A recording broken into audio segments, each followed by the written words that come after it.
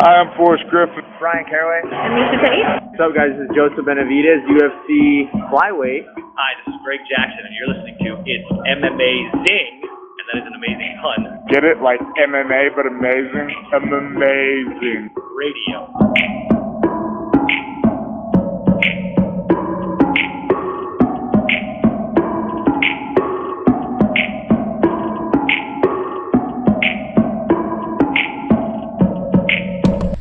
Welcome to It's MMAzing Radio. I am your host, Dr. Law. With me, occasionally, Lavender Gooms. That's not fair. Why are you sounding so disjointed? You're sounding like Data has a computer virus in him right now. What's up with that? I don't know. I got a little stuffy nose all of a sudden. I don't know what happened. Yeah, you had a little Shatner going on right there with your cadence. I mean, we're just going to shit talk each other this whole episode, folks. Guys, if you're ever wondering, what could Bobby and Mike do with an episode with no MMA really to talk about? I mean, minimal MMA. Well, this is the week for you because Thanksgiving happened. Wasn't a lot of MMA happening. And this coming week, UFC's putting on one of their vaunted, what do I call these? Garbage cards. Garbage cards is what's happening here. Though this one admittedly... One man's trash is another man's treasure, Bobby. That's what I always say. I got this is a side note. I got like these, friends who are getting more into MMA. And then they'll text me and say like, hey, I read that this fight might happen. Or I read that, this fight might get announced. Or this fight is announced. And I tell them, you're really setting yourself up for a life of pain. Because even before COVID, just because they're trying to do something doesn't mean it's going to happen. Or, even if it's signed, we don't know if it's going to happen. Wait until the day of the fight. If you can wait until they walk into the cage to get excited, that's also an option. But just because they wait in doesn't mean the fight's going to happen either. True, but I think you got to give them a bit more credit and not give them so much shit, because at least in our beloved sport, these fights do get booked, and maybe for some other screwy reasons, the fight doesn't happen. It's not like in boxing where the fights don't happen until both of the guys are over their prime. So we at least have that. I mean, okay, that's a low bar we're setting here. I mean, you and me are also two people who paid $340 to see GSP versus Nick Diaz, and ended up seeing Nick Diaz versus BJ Penn in a 3-round fight instead. Not that it was not a good time watching Nick Diaz pummel BJ Penn while sitting next to the BJ Penn section. There was a specific BJ Penn section, and having DJ and Mark yell 209 motherfucker loudly while BJ got pummeled. That was a good time. Also remember, that was a fateful fight where Joe Rogan podcast all day, all night. Oh, what a simpler time that was. Where we got excited. We're like, oh, that's nice. Wait, what a nice thing for Nick to do, to shout out Joe's little podcast. How kind of him. Yeah, folks, there's not a lot going on, quite frankly. We're going to preview this Jose Aldo. Man's been fighting for like 20 years. I could at least say his name right. Jose Aldo, Rob Font fight. A fight that we actually all said that'd be a sick fight for them to book. A real good fight to test where Rob is at, and they booked it. So that's going to be a fun 5-rounder. Don't think it's going to go 5 rounds, but we'll see.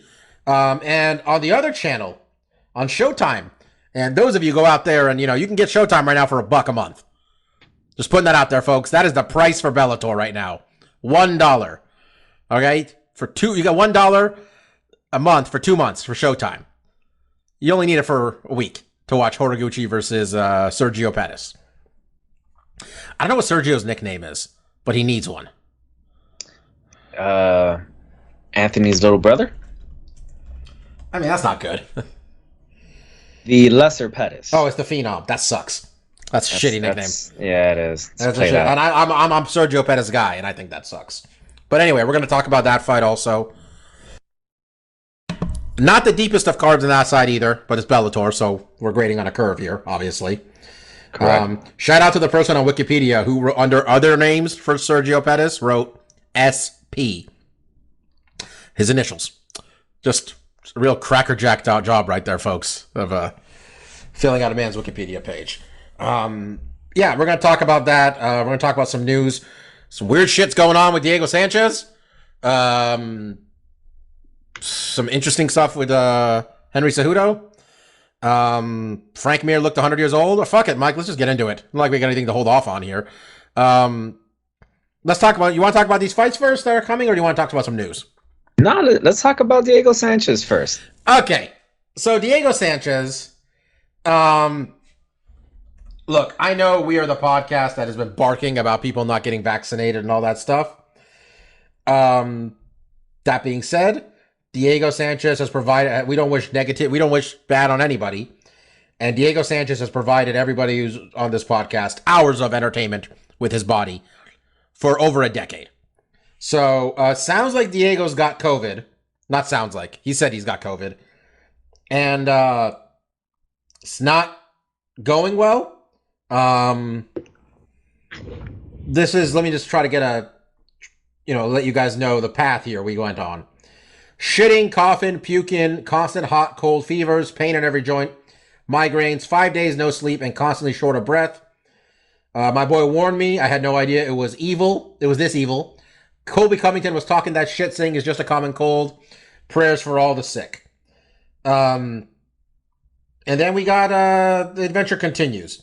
If you qualify for Regeneron antibodies, they work. It's only been 6 hours and I'm feeling better. Thank you, calling out a friend, for telling me about it. Do not wait if you get the virus. It gets worse. Go to once, jump on it ASAP. Hashtag COVID medicine. And then I feel like a Navy SEAL in sleep deprivation. Hell week, another sleepless night. My body is cleaning out all the poison. The antibodies are working. I'm told 3 days is all it takes for most people. This was November 20th, by the way. He got pneumonia. That's 5 days later. Pneumonia, COVID, I guess. Blood clots now. COVID is no motherfucking joke. Blood clots in both legs. I have thousands and thousands of prayer messages to read while I'm in the hospital again. Very inspirational. I'm receiving churches, families, and just a lot of great people putting me in their hearts, taking it to God the Father. Day 27, still hospitalized and fighting this COVID pneumonia and blood clots. Thank you for your prayers, world. Thank you to the nurses and doctors. I'm not an anti-vaxxer, damn it. Just waiting for the best one to arrive. Tech is only advancing at light speeds, right? You see that? Wait. This has been the fight of a fighter's life. No fight camp or opponent has dominated me like this. It's been a long fight. Last night, I think I finally won a round with the help of my corner, God, Jesus, Holy Spirit, and the many prayers lit in the hearts of my loved ones. And finally, I love my mama. You were going to say something about one part, not to kick a man down, but you were going to point out one part of what he just said. Well, two things. I guess going backwards. Someone he didn't mention in his corner were, the doctors who were, pumping him full of whatever he did say medication. Thank you to doctors and nurses in the middle of that. Oh, too. did he? Yeah. Okay, I didn't notice that. Shit. I lost my train of thought on what was the other thing I was going to mention. About the vaccine. He's looking for the right one? About him not being an anti-vaxxer, which, I mean, I believe him if he says he's not, but about the best technology, and I guess the quip about Lightspeed makes me think he was saying that facetiously and tongue-in-cheek. I don't know. Think Diego's capable of that? Saying anything facetiously or tongue-in-cheek? He's been hitting the head a lot, and based off his actions over the last 5 years, probably not. Now that you mentioned that. If his thought process is he wants the best technology and that's what he's waiting on, look, I really hope he gets better. I don't know if that is the correct tactic to go with. I mean, just play the numbers, Diego. I mean, if you're not an anti-vaxxer, would you rather wait for, honestly, I think a mythical vaccine that's better than the 90% efficacy that, not the Johnson & Johnson, but the other two have, which, according to vaccine experts, a 90% efficacy rate is about 20% more than anything they consider a good vaccine. So I don't really know what he's talking about there. Yeah. Obviously, you can't get a vaccine now. He's already sick. But wishing Diego all the best. And when some promoter tries to book him in a fight, really hope it's in a state that checks medical records. Because I don't want to take away this man's ability to make a living, but this isn't going well for him, is what it sounds like. And it'd be nice, and I know he didn't part the UFC on the best terms with his weird snake oil salesman of a life coach / manager, that Fabia prick, who I still think was trying to fuck Diego, like literally. It sounds like he's at least separated himself from that, and I'm not saying they owe him anything, but this is guys from The Ultimate Fighter 1. I know it didn't end well. If they can help him in any way, it'd be nice. You know? Well, it doesn't sound like he's hurting financially. I mean, it just sounds like Diego's lost so much of his money over the years, man. Diego's been swindled by so many people. That's a shame as well, because like you mentioned, you know, we have had so many entertaining Diego Sanchez fights. He really has entertained us. Well, for me at least a decade. For you even longer, because you've been watching since The Ultimate Fighter 1. Yeah, more or less, basically. Yeah. So, yeah, man, it's just, I know this would be a podcast of you and me talking nonsense, but let's just talk. I mean, there's some shit. I just saw it, and the picture of him with all the shit on him at the hospital and stuff. You know, you wish him all the best. Yeah. Just wish him all the best. Speaking of the hospital, you saw JR was in the hospital? JR battling, I think it was a skin cancer again? Yeah. Sounds like he's got one of his treatments done. He's got 21 left. I remember he showed a picture of he has it on his ankle. He showed one picture earlier without uncovered before they started doing treatment. Looks fucking gnarly. Looks really gnarly. And just hoping JR gets better too. Just, while we're talking. Other news. Mike. Sounds like Triple C might have willed this ridiculous title shot into existence. Henry Cejudo, who has not fought since he beat up Dominic Cruz, probably? That sound right to you? Maybe? I think that was the last title defense. Yeah, I think it was, yeah. Which is interesting in its own right, quite frankly. Triple C says Henry Cejudo said he wants Volkanovski. He wants a shot at the 145-pound title. It's been kind of dismissed as a ridiculous request. I'm not necessarily advocating for it here, Mike.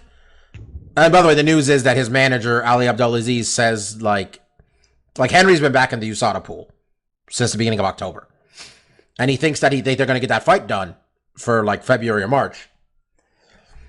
I'm not advocating for it necessarily, but in a world where they're talking about Max and Volkanovski 3, not that I don't want to see that. I mean, if we're at that point.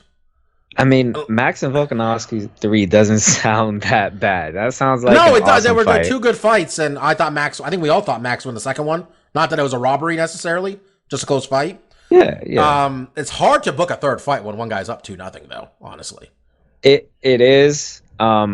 And with that being said, maybe it wouldn't be the worst thing for Volkanovski to take another fight. And if there's nothing else that's compelling at 145, then why not? Fuck it. Let's have Cejudo move up 20 pounds from what he was normally fighting at and see if he can in fairness, capture a third belt. He hasn't fought at 25 in a while. He was fighting at 35 most recently in his defense. Yeah, but historically, he's a 125er. I mean, yeah. Look, he's a great fighter. He kind of left early. If he's going to keep doing it and this president brings him back and he wants to actually fight, okay. I mean, I don't know what there is to say. Like, okay. I mean, he was such a good fighter, and he had made so many strides by the time, he went into early retirement. It'd be interesting to see how that fight goes, but I gotta imagine he's gonna be so much smaller than Volkanovski going into that fight. Volk is not tall, but he's like, this is a thick dude. He's not tall, but I can never forget Volkanovski weighed like 240 pounds at one point or something. I mean, That's true. You gotta assume Volkanovski walks around at like maybe what 180. You think he's going down 35 pounds? I don't know. We saw him. Did he look that big to you? I don't remember.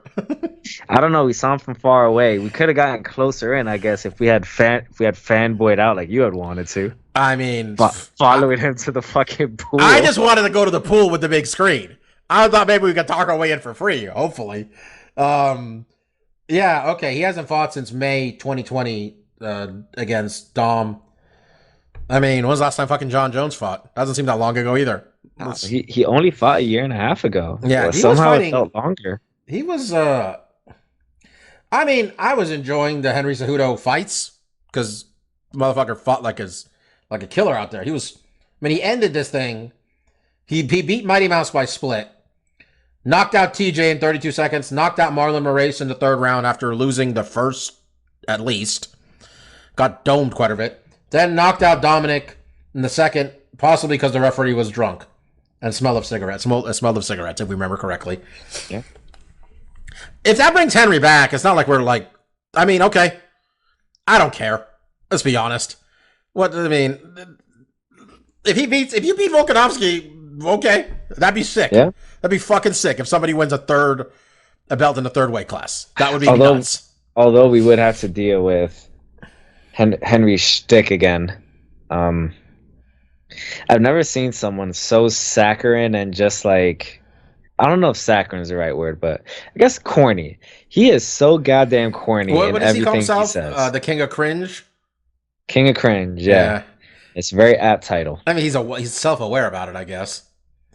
Which might make it worse, honestly. It's like he intentionally being cringy about it. Yeah, okay, let's do it. Bring Henry back if he wants to do it. I don't care. Seems like Ali has pictures of Dana White or something. So what else do we not? What else is there at 145 that this is even being entertained? Because I mean, I like the prospect of a Cejudo Volkanovski fight just because of the storyline. Here are the rankings. He's moving up, 20 pounds and possibly 3-division champ. But I mean, what else? Is there no one else compelling? We got Max at number 1 ranked. Ortega at number 2. Yair at 3 still, which I don't know how updated this is. Yair just got beat by Max and put up a hell of a fight, quite frankly. But Yair is not getting a title shot off a loss. Zombie, I don't think is coming off of a win. Zombie's coming off of a loss, if I remember correctly. I think Calvin Cater's got a fight booked, and that's 5. And I think his last fight was when Max broke records. I'm at Arnold Allen at 6 now. So there's guys. It's just that the top 4 of this division is nuts. Honestly, like it's a big barrier to break. So yeah, but it's also hard to. I mean, because I think didn't he just fight Ortega? Yeah, he just fought Ortega, so that's not happening again. Yeah, he beat Ortega and he's beaten Max, and yeah, I think this is unless he wants to wait. Yeah, unless he wants to wait, of Max, there's not really much else. Yeah, unless he wants to sit around and do nothing. This is, something to do.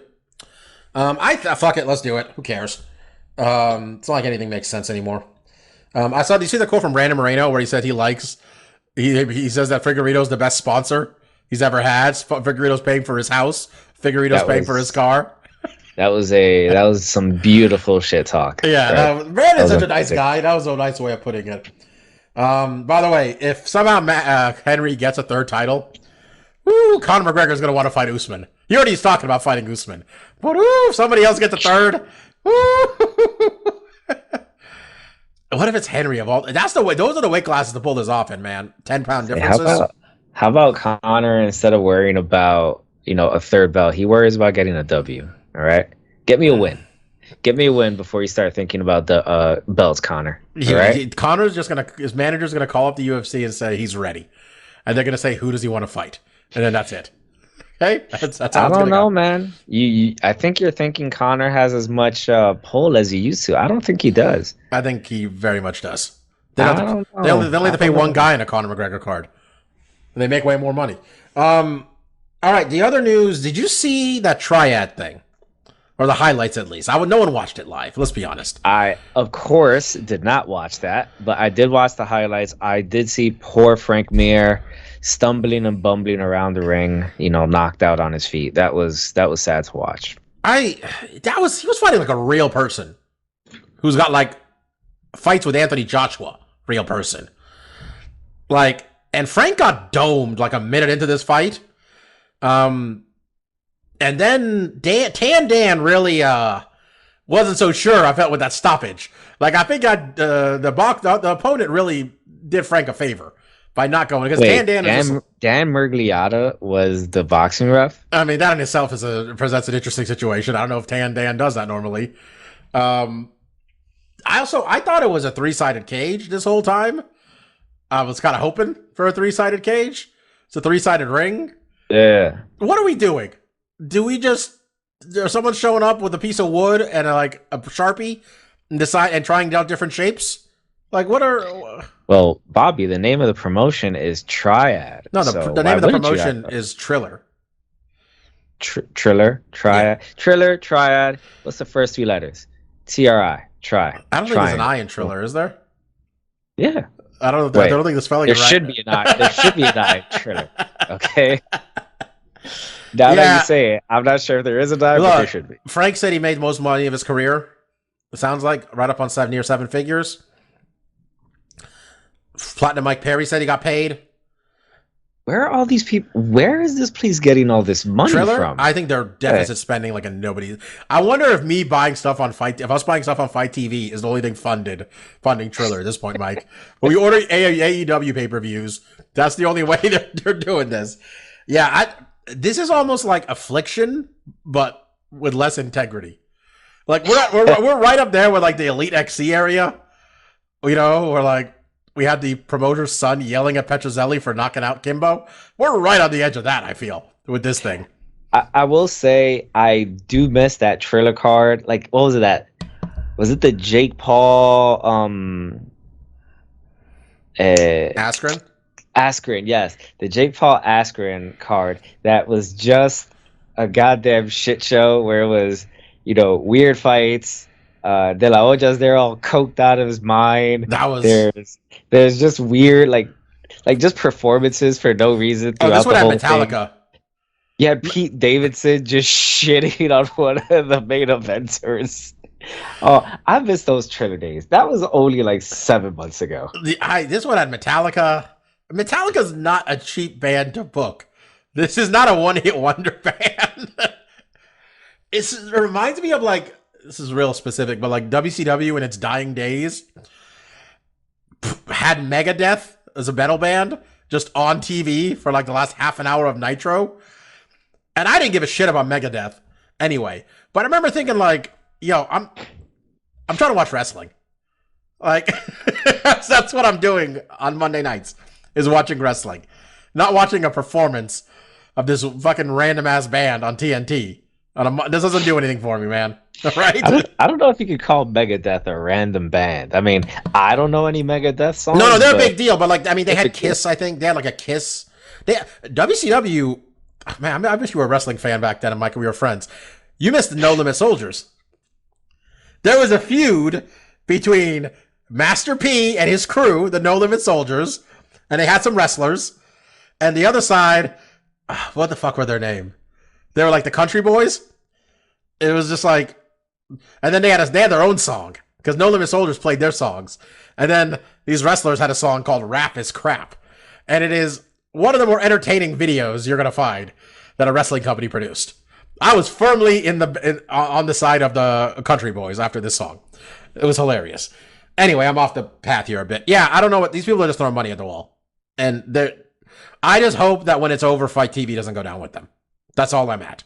That's my entire mentality of Triller.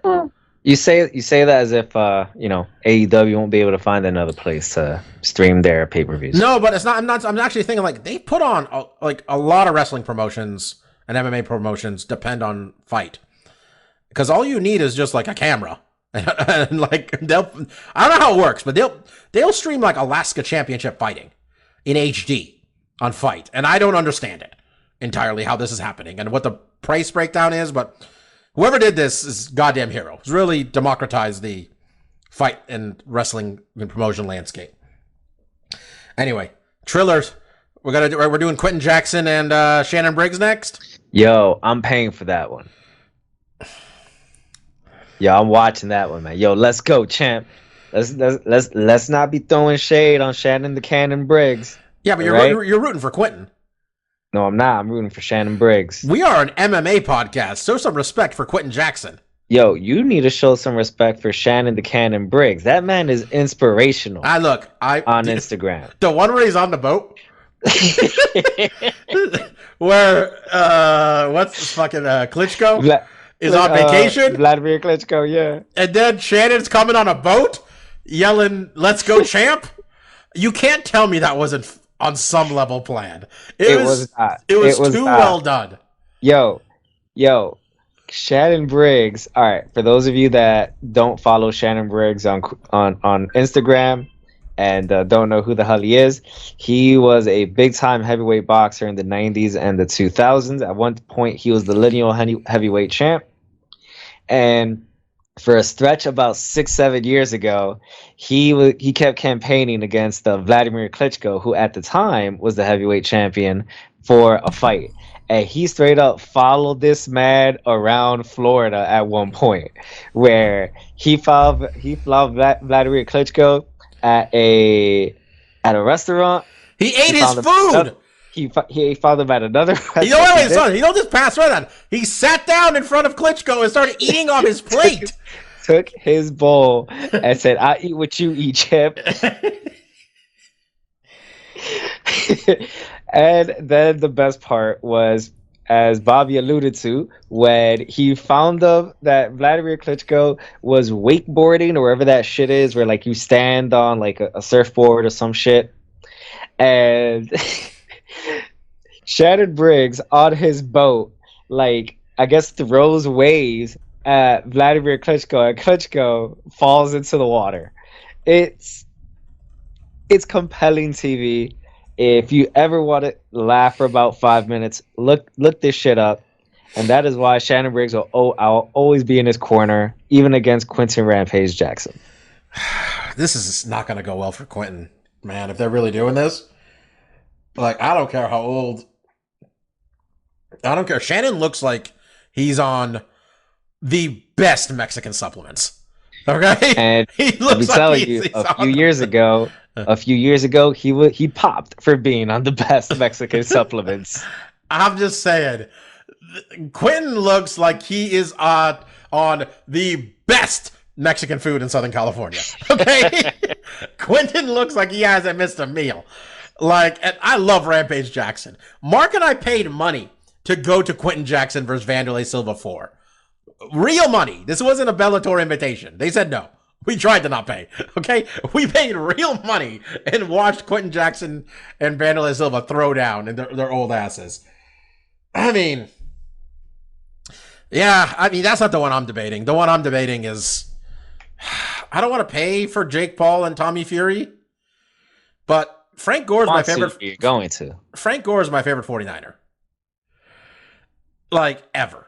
How sad does that make you feel, man? Like, I really hope it's not that Frank Gore and Darren Williams don't have any money. No, they're fine. Well, Frank is nuts. Apparently, Frank is also from Florida. Where's the name of that part of Miami that looks like you're definitely gonna die? Miami? Liberty Town or something? Liberty City? Or is that the name? Or is that the name of the fictional Miami in Grand Theft Auto? I don't know. He went to Coral Gables High School. My understanding is it's not the best. I saw Cocaine Cowboys. That doesn't look like the place you want to be. Okay, between that and the U. And Frank, I didn't know this, didn't wear pads, really. Like, he wore very minimal pads while playing football. And Frank's interview with the Pat McAfee show last week was among my favorite interviews anybody's ever given. Where he said, "I like you, Pat. You're not a pussy." Really entertaining shit. Darren Williams is way taller than him. But people don't know what we're talking about. Frank Gore is a former NFL running back for the 49ers, Jets, and Colts. I think that was it at the end when he played with you guys for a little bit, right? Yeah, I think for like his last 2 years. And like the Colts for a little bit in there too. He's 5'9". I think 215, maybe 210. And I think Darren Williams is 6'1", 215. And Darren Williams is a former NBA player for the Utah Jazz who owns, what's the name of his fucking gym? The one in Dallas. He owns that gym. It's a real team. Not Dominance. I'm going to see if I can look this up. So he's actually been doing like combat training for probably a long time then. Yeah, Fortis MMA. That one's his. Frank says he's been boxing since 2005. That being said, I mean, okay, that main event is Jake Paul versus Tommy Fury. I don't want to give Jake Paul money. I really don't. But I also am concerned Frank Gore is going to get hit with an uppercut that is going to be depressing to me on multiple levels. Okay? Like, I don't wish negativity towards Darren Williams, but I need Frank to take his head off his shoulders. That's what I need to happen in this fight. Okay? It's my favorite 49er ever. Not named Kaepernick. All right. How about Joe Montana? I was too young for all that shit. Okay. So you're talking about Niners. You actually remember? I only remember pretty much like the Super Bowl, the last Super Bowl, like the one Steve Young and Jerry Rice won over the Chargers is like the first one I really remember games beyond just being in the living room rooting for the Niners. All I remember about the Joe Montana Niners was I just remember vaguely as a kid that team seems to always be winning. That's all I really remember about the Niners. I remember my dad used to watch football, and then he would yell touchdown, and then I would yell touchdown. And that was pretty much it. I didn't really understand what was going on. I remember that Super Bowl against the Chargers because I came out of it really, like, Junior Seau became my favorite non-Niner player because I felt that Junior Seau was single-handedly trying to defend all 11 players on the 49ers at once that year. It was depressing. Okay. Yeah, not a nonsense going on right now. Sounds like Jon Jones is still enjoying himself down in Arizona, though, with training with Henry Cejudo.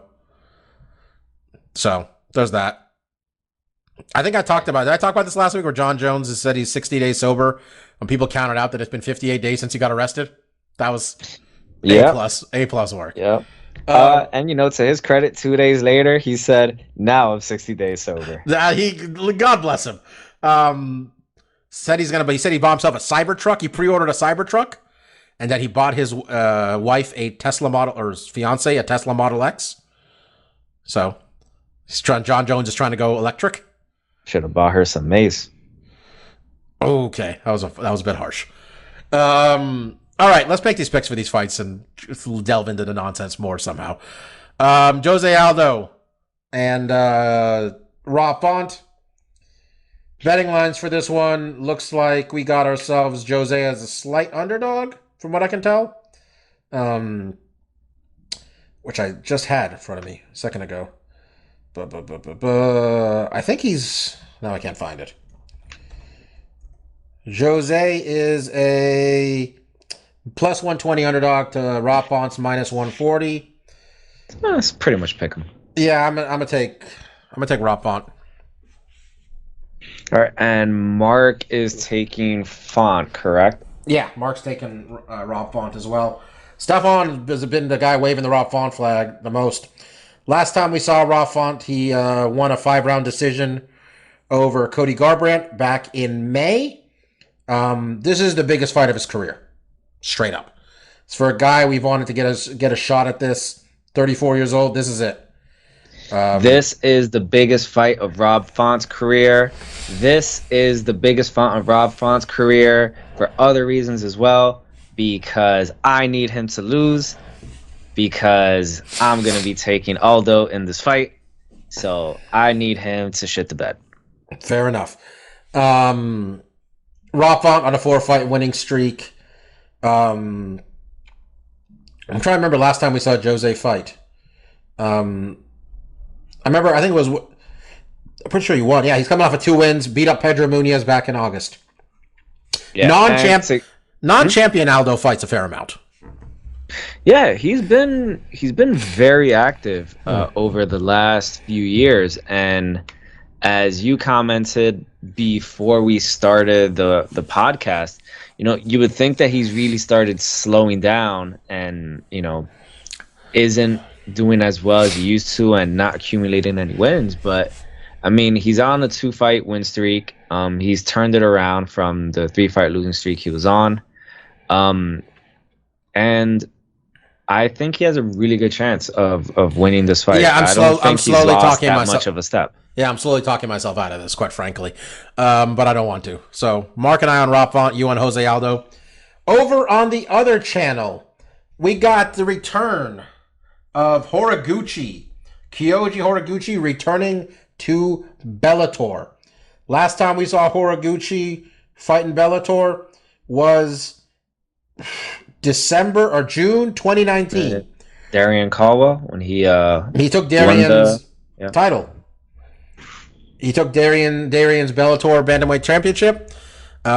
Since then, there was this whole, situation, pandemic, where we really couldn't get Kyoji over here. So Bellator crowned a new Bantamweight champion. I think they did, if I'm not mistaken. Yeah. I think he lost the title due to injury. I don't think it was because of COVID, actually. No, fair enough. Oh, you're right. Anyway, Archuleta came in, won a vacant match with Patchy Mix, and then Sergio Perez won that title back in Uncasville, the great city of Uncasville. Back in May. Sergio Perez, someone I've been a big fan of for a while. Horiguchi, a guy we all kind of just sit around wondering why he's not in the UFC.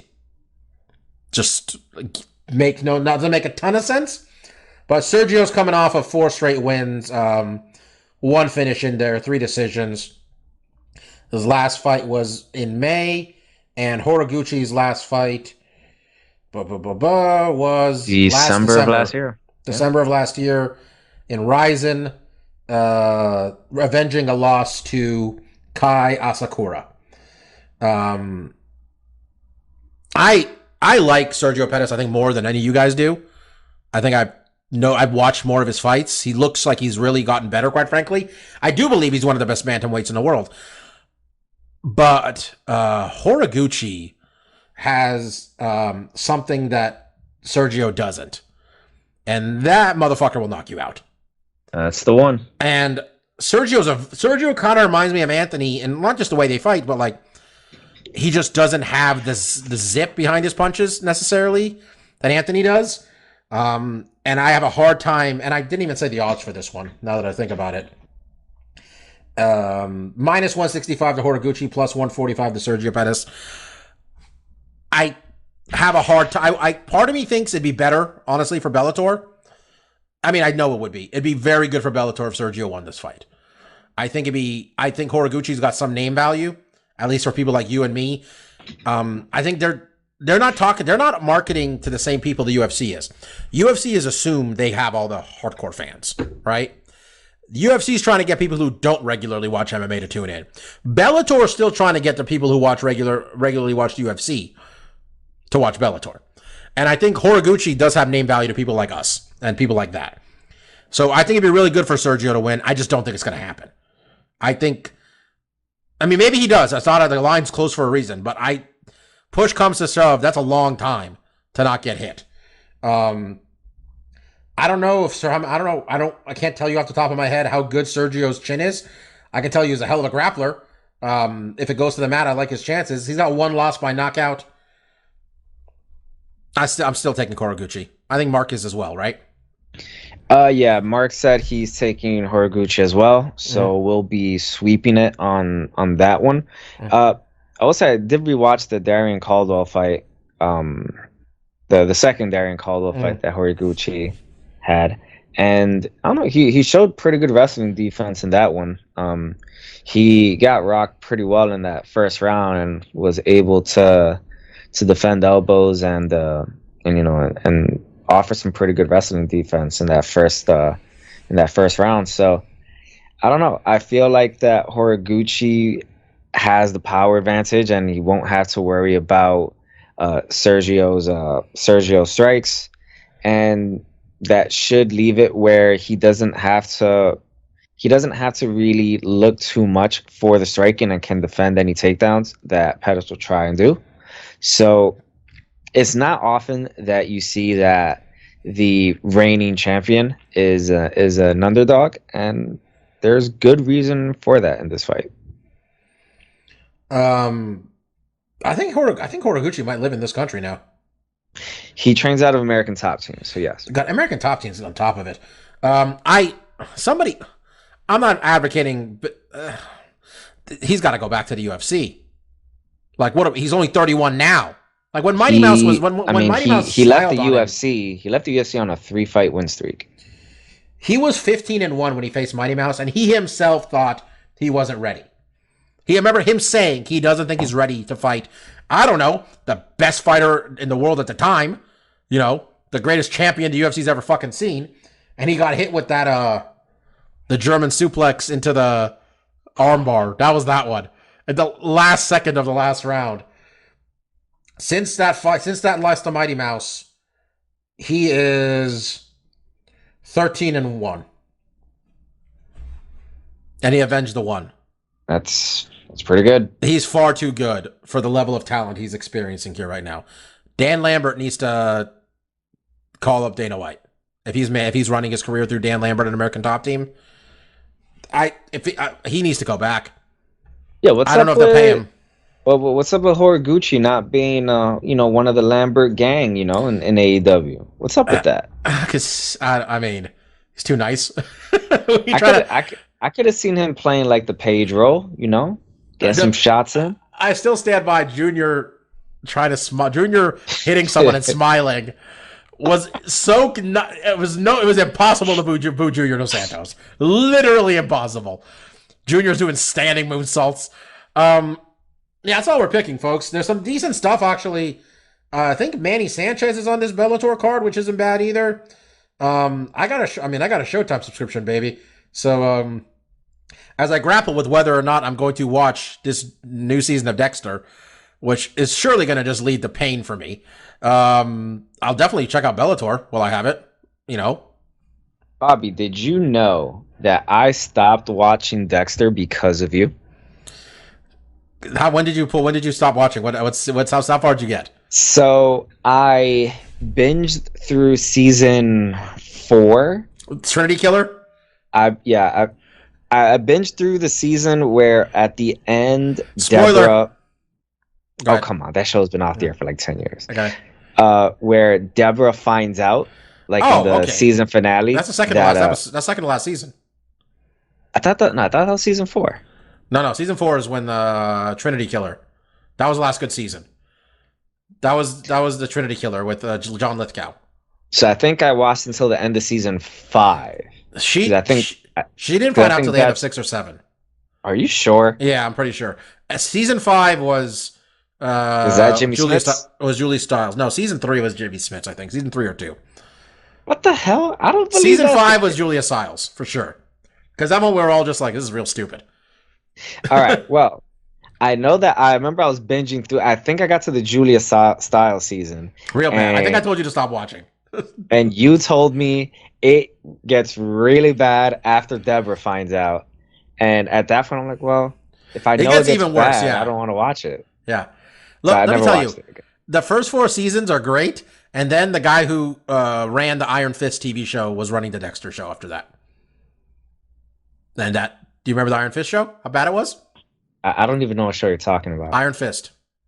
Oh, the Marvel show. Yeah. Oh man, he was running that show. Yeah, it's terrible. Scott Buck. All right, we're already doing it, but let's do stuff we like. I'm going to talk about the show, the Crown. Do you watch the show? As in the Netflix show, yeah. The Crown? Yeah. Did you just start watching it? I just watched all 4 seasons in the last 3 weeks. May I ask what started this? It was recommended to me. Okay. It's just such a random thing that it's been out for 4 years. Let me tell you, Mike, I'm disappointed. Have you watched this show? Hell yeah, I watched the show. I'm disappointed in you when the new season comes out. I'm disappointed in you. Why are you disappointed in me? You know what I like. In you. I'm disappointed in you. That took you this long to get on this show. You know what I like. Tell you to watch this shit. You should be though. This is the thing. You've diluted your credibility so much because you watch too many shows, and I don't think you even recommended this one to me. Okay, this one, a historical drama with politics. How you not going to recommend this to me? I feel like you should have been watching the show already. Like Okay. it's only everybody talks about the goddamn show.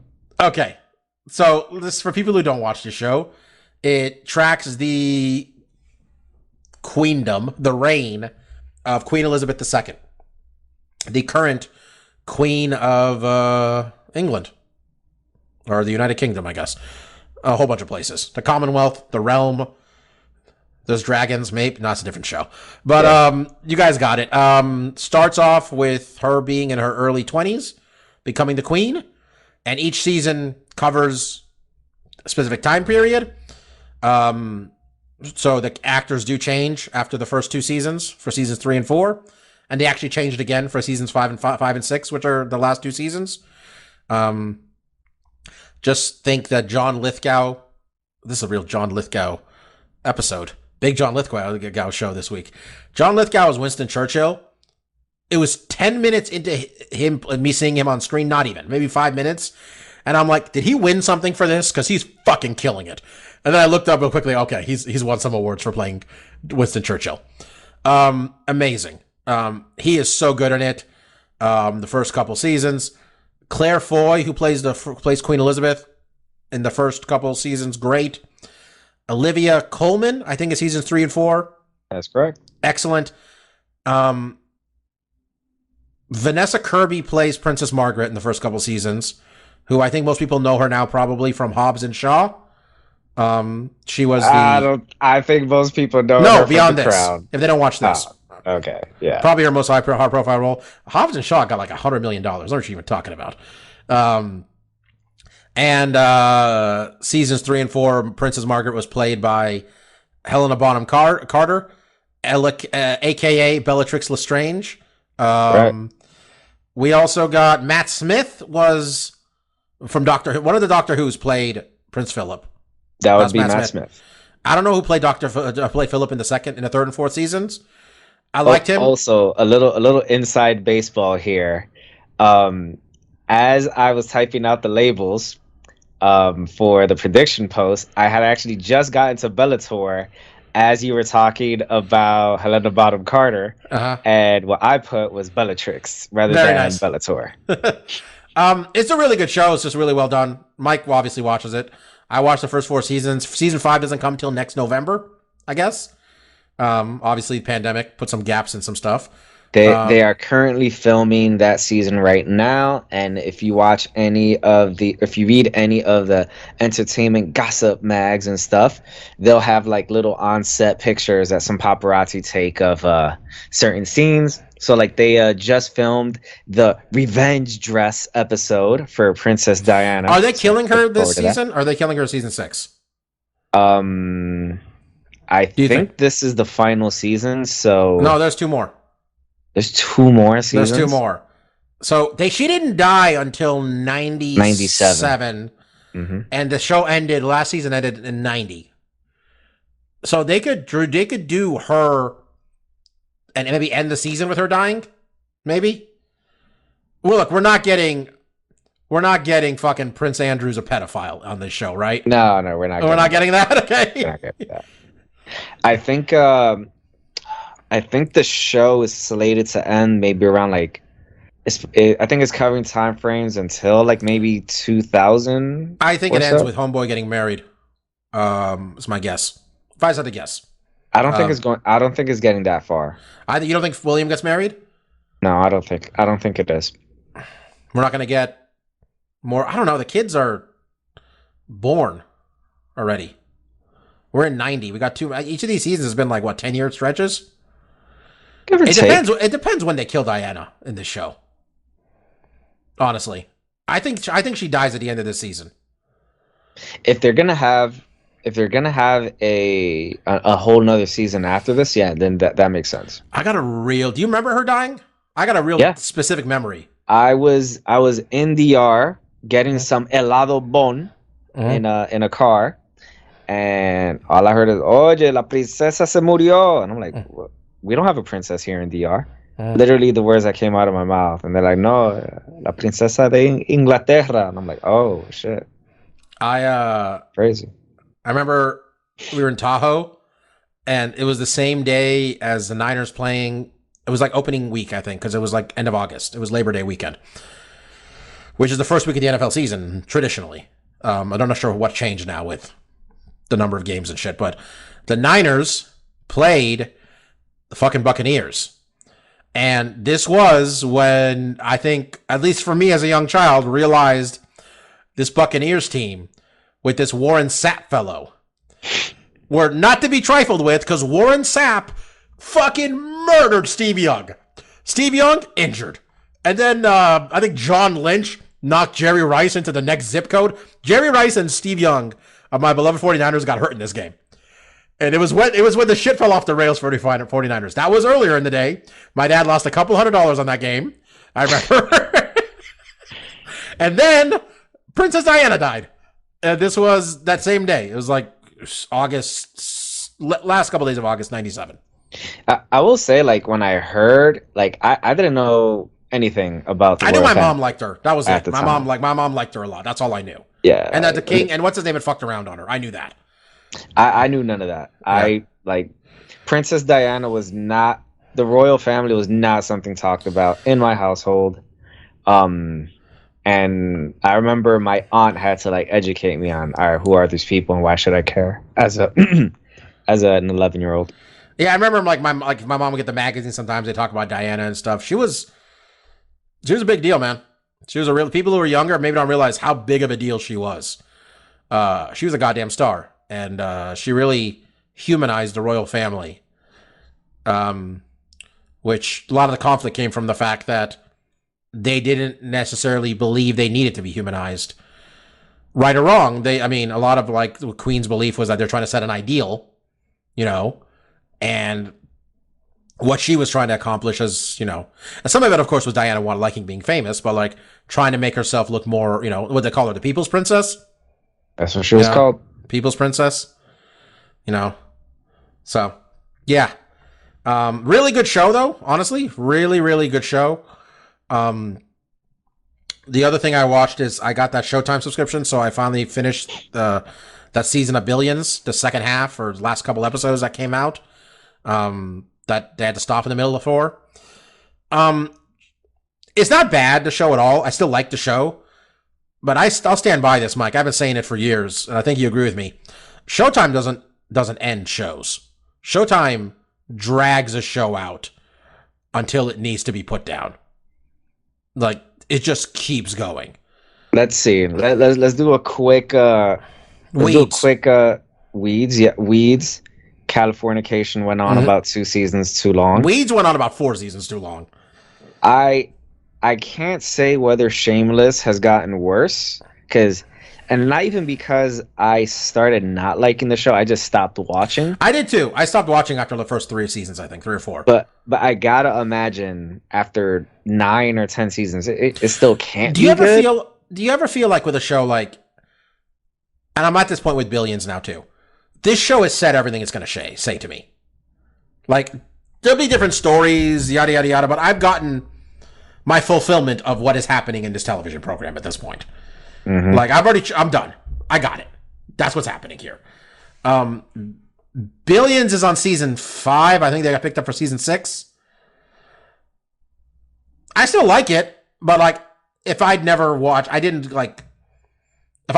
just ceased to exist, I would be fine. At any point. It could have ended after the first couple seasons, too. It's hard for a show to go, like, long time. Unless you're, like, in a sitcom or something like that. You know what I mean? Once it starts to go. And especially when it's, when it's each season is, like, it's a whole new thing in regards to each new season. And when you have subject matter, like, Billions, where it's not like a show like, I don't know, like The Sopranos, where you can kind of have like a whole new overarching, thing. each new season. I guess it's maybe easier with like a crime thing or something, but yeah, it's a little different with Billions. You know, like what extravagant like rich guy shit are we gonna get into this season? Yeah, and then what? How far are you with Billions? I think I'm on like episode 1 or 2 of the new season. I mean, Corey Stoll is a guy now, right? Prince, the other rich guy that he's trying to compete with. Yeah. Yeah, we had to like just bring in the rich guy in, just to spice it up and stuff. And anyway, it's still a good show, but it could stop existing.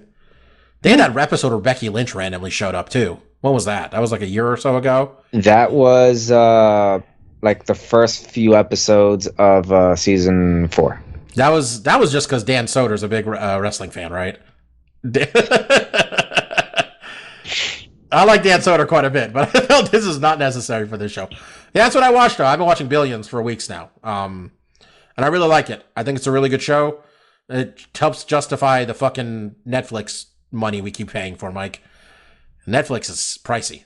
Just saying. Wait, what do you mean? Like, why you can't watch Billions on Netflix? No, the Crown. I'm sorry, I meant the Crown. Okay, gotcha. No, yeah, the Crown is well worth it. I've had an uninterrupted Netflix subscription since I was 18 years old, I think, which is very odd when you think about it. Damn, wait, you've had Netflix since you were 18? Sophomore year, 19 years old. Since I was 19 years old. I got my first Netflix, I guess not that much later than you. Like first year of law school was when I signed up for Netflix. So I was still one of the ones where it's you actually got DVDs. I was getting 3 DVDs at a time. At first. And definitely for normal, unshady means. Yeah? Yeah, like with those DVDs, like, yo, you keep them for like so long because they always forget to return them. I had the DVD or the Blu-ray from The Rock for an entire year of law school. I'm confident we moved apartments, and I found it and said, let's go to the new place. We went from there. Yeah, that's what I got, though. That's what I watched. And I didn't watch Hawkeye at all, which I don't... did you? I did. Okay, don't spoiler, but what do you think overall so far? I like it so far. But, as you've mentioned, I like too many shows. So what does my opinion mean for anything, right? I apologize for that. How many CW people do you recognize in this TV show, Mike? In Hawkeye? Yeah. There weren't any. Is what's her name on it yet? I know she's coming. Haley Steinfeld? No. Yelena? Well, I don't know. No, Elena, yeah. Florence Pugh, yeah. Nah. She's not in the first 2 episodes. I mean, she's coming, though. That's what I feel the show calls for. She's in the cast list, so okay. that kind of gave it away. Yeah. Haley Steinfeld is playing Hawkeye's daughter? No. Haley Steinfeld is playing Kate Bishop, who's someone who, shoots arrows and shit as well. No. Oh, so it's like a mentor type thing, though, probably. Yeah. She was... I'm trying to think who that is. Bumblebee? That was her, right? She was in the movie Bumblebee. More importantly, she was in Pitch Perfect 2. Okay, like the freshman girl whose mom was... Peggy Bundy was her mom. Yes. Yeah, okay. And not as important, she was in Pitch Perfect 3. That movie wasn't good. I mean, Pitch Perfect 2 wasn't good. Fuck you. All right, you don't know good movies. All right. Okay. All right. Aka awesome, right. Mike. Aka awesome. Becca made a mashup of 2 Christmas songs for Snoop Dogg. All right. Cinema masterpiece. Okay. Mike, what you got besides Hawkeye? You play any of these games you bought? I did not buy any games. I thought about buying You bought Avengers. nothing? I didn't say I bought nothing. No, I thought you bought one of those games we were talking about. No, I ended up not buying any of them.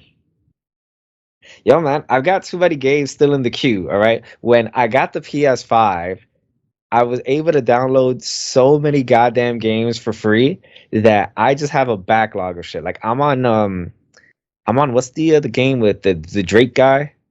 Uncharted? There we go, that's the one. Like, I'm still on Uncharted 3, all right? And I still got Uncharted 4 in the queue, ready to go, okay? Which Uncharted game is this movie going to be based on? 1? I would guess one. And also, Mark Wahlberg is way too pretty to play Sully. Mark Wahlberg looks like he should be playing Nathan Drake. Do you think they told Mark this is what he looks like? You got to look like, and instead Mark just went home, lifted weights, got that fucking Rogaine in his hair, got that fucking Just for Men, showed up yoked, you know? And they're like, Mark, you're playing Sully. He's like, I know guys named Sully from down in Boston. They don't look like this fat prick. I'm modeled after my friend Sully. But now that I've played 3 of the games, I am looking forward to that movie. Thing I like this week, shout out to Steph, as he normally was the one who would do anime likes, especially obscure anime picks. But I randomly this weekend started watching this anime called How a Realist Saved the Kingdom. And the gigantic twist with this anime is that it's set in the genre of animes where it's like a normal guy gets dropped into a magical world.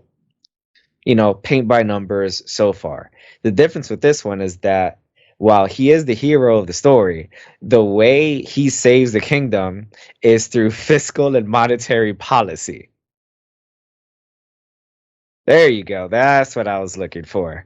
So he doesn't fight with a sword. He doesn't do any of that. So far in the episodes, what I've watched is that he has it's a kingdom that was in very bad financial situation, and he has so far solved their food problem, has cut down on their cash crop that was oversaturating the market, and found different ways for them to eat different foods and fix their economy. Oh, and in the latest episode, they were about to be invaded by a neighboring country, and he decided to invade them back and take over their capital. And that's where we've left it off so far. It's been a pretty fun watch. What is this on? It's on Funimation. What's the name of it? How a Realist Saved the Kingdom. Okay. It's been a pretty fun watch because some of the things are almost a little educational on a very basic level on running, almost like just running a government. So if this is the thing that gets people into an anime, I would be very shocked by it. I know it's very niche, but I've been enjoying it.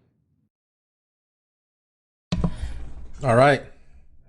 I felt considering we started our podcast off talking about Diego and his cornerman of Jesus, the Holy Spirit, and God against COVID, this really didn't go as much nonsense as I thought you and me were capable of. Well, Bobby, we are mature men, all right? And we do not succumb to just playing with balloons, all right? I almost bought a $50 Nerf gun on Black Friday. It was $100 normally. It was $50 off. It was a Nerf Gatling gun. If I got into it before it sold out, I would have sent you the link as well. I think Rufus has a leak. Yeah. People don't know who Rufus is. Rufus is the inflatable dinosaur I purchased for Mike as a Christmas present. That is 5 foot tall? About 5 feet tall. That's correct. Yeah. He's got a leak? Yeah, because I filled him up with air the other day. What was it, on Thursday? And he's here, like, just slowly withering away. You got to find that leak. You got to patch him up.